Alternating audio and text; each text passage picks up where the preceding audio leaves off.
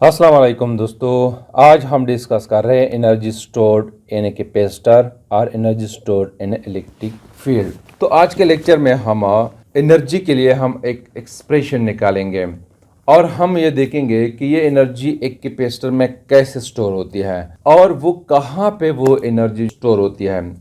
तो इसके लिए सबसे पहले हम एक केस कंसीडर करते हैं। हम कंसीडर करते हैं कि हमारे पास एक स्प्रिंग है। लेट्स सपोज ये एक स्प्रिंग है जो कि नॉर्मल हालत में है, इस पर कोई फोर्स अप्लाई नहीं किया गया है। तो जब हम इसको कंप्रेस करते हैं तो कंप्रेस करने के लिए जो है हम इसको पुश करते हैं, इस पर एनर्जी अप्लाई करते हैं। तो जब एनर्जी अप्लाई करते हैं तो इसका मतलब ये हुआ कि हमने इस पे काम किया, इस स्प्रिंग पे हमने काम किया है। तो वो काम जो है वो स्प्रिंग में स्टोर हो जाती है एज ए पोटेंशियल एनर्जी। जैसे कि आप देख रहे हैं यहाँ पे हमने इस पे फोर्स अप्लाई किया है, हमने यहाँ पे इस पे काम किया गया है और वो काम यहाँ पे स्टोर हो गई है एज ए पोटेंशियल एनर्जी।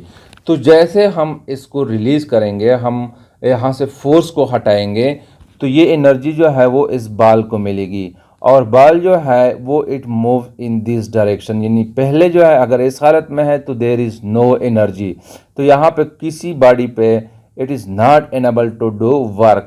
लेकिन जब यहाँ पे हम इस पे फोर्स अप्लाई करते हैं, उस पे काम करते हैं, तो इस यहाँ पे एनर्जी जो है वो स्टोर हो जाती है और ये एनर्जी जो है जैसे हम इसको रिलीज़ करेंगे, it will give energy, some energy to this by this body and it will move in this direction।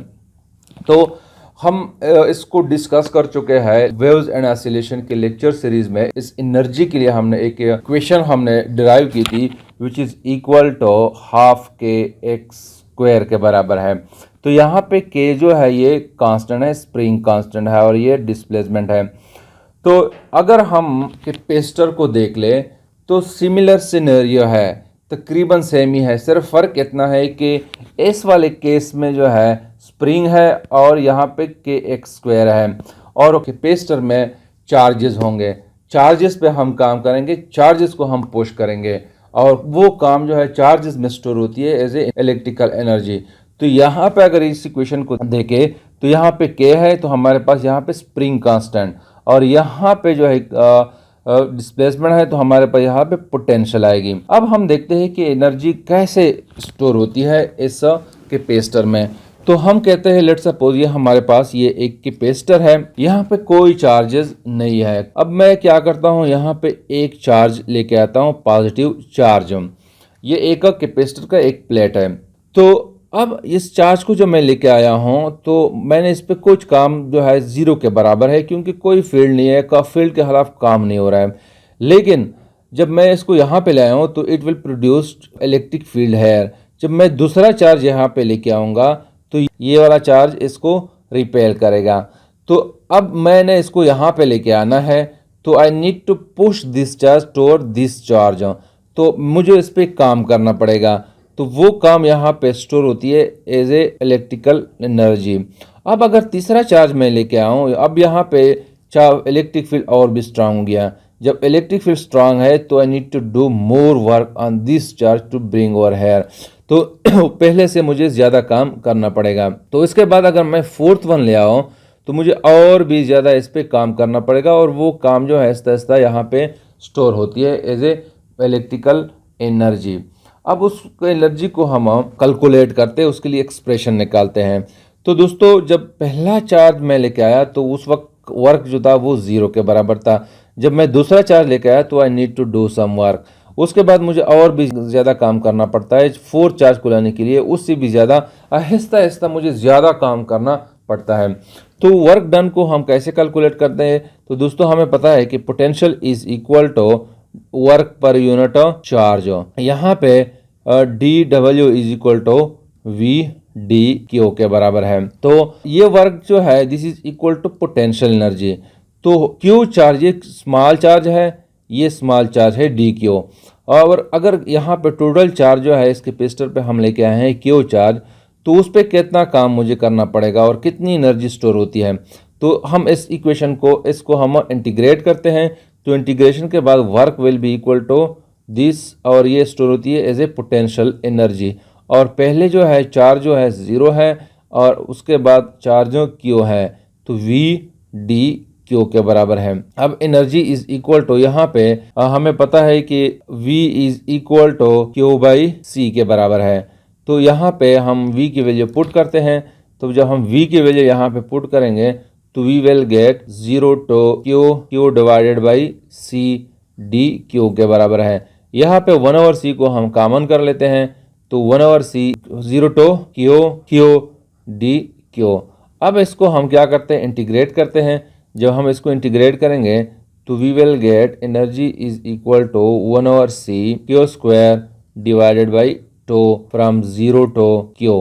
अब यहाँ पे लिमिट जब हम पुट करेंगे तो we will get 1/c q square divided by 2। तो इसको हम यूँ लिख सकते हैं कि energy is equal to q square divided by 2c। So this is the energy stored in a capacitor.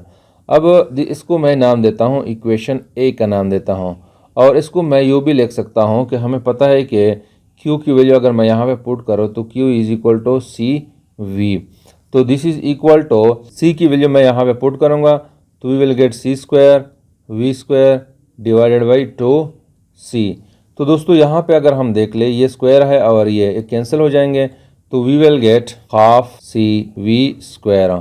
So this is the energy stored in a capacitor. इसको मैं बी का नाम देता हूँ।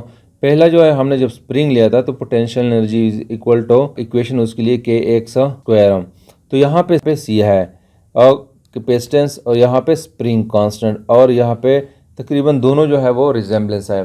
तो ये वाला इक्वेशन जो है स्प्रिंग के लिए है और ये चार्जेस कैपेसिटर के लिए है। तो अब दोस्तों अब क्वेश्चन ये है कि ये एनर्जी कैपेसिटर में कहाँ पे स्टोर होती है। तो दोस्तों इसके लिए हम एक पैरेलल प्लेट कैपेसिटर कंसीडर करते हैं कि लेट सपोज हमारे पास ये एक पैरेलल प्लेट कैपेसिटर है, ये पॉजिटिव है और ये नेगेटिव है।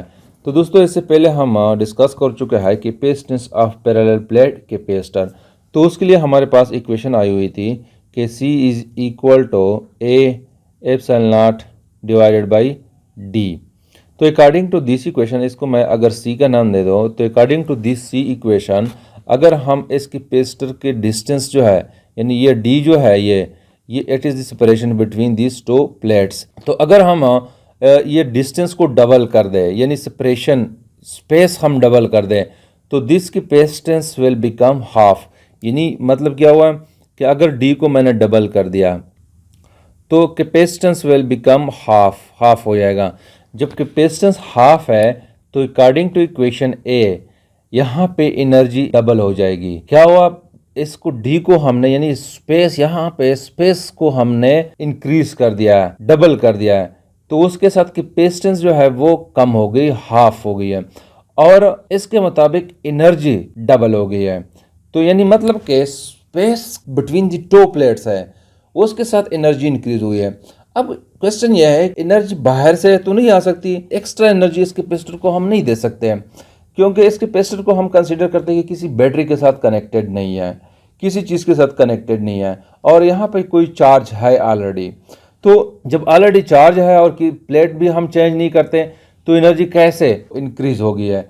तो यहाँ से हम कंक्लूड कर सकते हैं कि हम बाहर से तो एनर्जी नहीं दे सकते, कोई प्लेट वगैरह हमने चेंज नहीं किया है। तो इसका मतलब ये हुआ कि इस स्पेस के साथ एनर्जी चेंज होती है। जब इस स्पेस के साथ एनर्जी चेंज होती है तो इट मीन्स कि यहाँ पे एनर्जी है, एनर्जी यहाँ पे है। जब एनर्जी यहाँ पे है तो इलेक्ट्रिक फील्ड भी यहाँ पे है। तो हम कह सकते हैं कि एनर्जी जो है in the capacitor store in the electric field जहाँ पे है वहां पे एनर्जी स्टोर होती है। अब जो है ये एनर्जी हर एक अगर हम वॉल्यूम ले ले, यहाँ पे एक वॉल्यूम ले ले और यहाँ पे एक वॉल्यूम ले ले यहाँ पे, तो इट शुड बी कांस्टेंट। तो energy density it should be constant. Energy density की क्या डेफिनेशन है, एनर्जी पर यूनिट वॉल्यूम, वो कांस्टेंट होनी चाहिए।